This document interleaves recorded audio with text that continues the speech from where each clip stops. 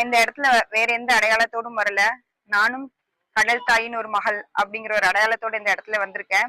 இவங்க கடந்த 8 வருஷமாக சட்டமன்ற உறுப்பினர் இல்ல, பாராளுமன்றம், அப்புறம் நிதி அமைச்சர், அப்புறம் முதலமைச்சர் இவங்களெல்லாம் பார்த்து வந்து 8 வருஷமா இவங்க பல மனுக்களை அளிச்சிருக்கிறாங்க. ஆனா இன்னைக்கு வரைக்கும் இதற்கான தீர்வு எட்டப்படலை அப்படிங்கிறது தான் ரொம்ப ஒரு வருத்தமான செய்தி.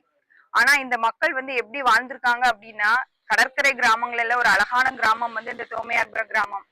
இந்த மக்கள் முதல்ல வந்து தூண்டில் வீசி மீன் பிடிச்சி அந்த மீனை ஏற்றுமதி செய்து அப்படி தங்களுடைய வாழ்வாதாரத்தை உயர்த்தி வாழ்ந்த மக்கள் வந்து இன்னைக்கு அவங்களுடைய வாழ்வாதாரத்திற்கான கொச்சி, குளச்சல், நாகப்பட்டினம் அங்க போய் வாழ்றக்கூடிய சூழ்நிலை இங்க உருவாகி இருக்கு. ஏன் அப்படின்னா இவங்களால கரை ஓரங்கள்ல வந்து மண்ணரிப்பு ஏற்பட்டு இவங்களுக்கு அங்க போய் போட்டை வச்சு அவங்களால தொழில் பண்ண முடியாத அளவுக்கு இவங்களுடைய தொழில் வாழ்வாதாரம் முடங்கி இருக்கு.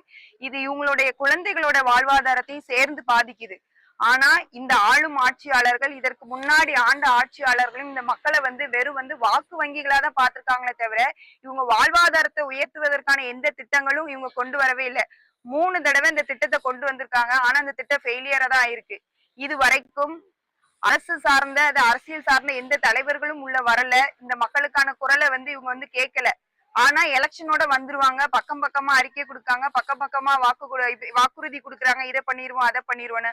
ஆனா இந்த மக்களை வந்து தொடர்ந்து ஏமாத்திட்டு தான் வராங்களே தவிர இந்த மக்களுக்கான எந்த குறைகளையும் இவங்க கேட்டு அது நிவர்த்தி செய்யற மாதிரி இல்ல. அது மீன்வளத்துறை அமைச்சரா இருக்கட்டும், முதலமைச்சரா இருக்கட்டும், பாராளுமன்ற அமைச்சரா இருக்கும், எல்லாருமே இவங்களை வந்து வெறும் வாக்கு வங்கியா தான் பாக்குறாங்களே தவிர இந்த மக்களுக்கான வாழ்வாதாரத்தை உயர்த்துறதுக்கு எந்த ஒரு ஸ்டெப்புமே இவங்க எடுக்கல. இவங்களுடைய போராட்டம் இன்னும் தொடரும். இந்த மக்களுக்கான குரல் இன்னும் எழுப்பப்படணும். நான் இந்த இடத்துல ஒரே ஒரு விஷயம் மட்டும் சொல்லிக்கிறேன். அரசியலில் பிரதிநிதித்துவம் கிடைக்காத வரைக்கும் 8 ஆண்டுகள் அல்ல 80 ஆண்டுகள் இந்த மீனவ மக்கள் போராடினாலும் இதற்கு தீர்வு எட்டப்படாது என்பதை வந்து இந்த இடத்துல நான் ஆணித்தரமா சொல்றேன்.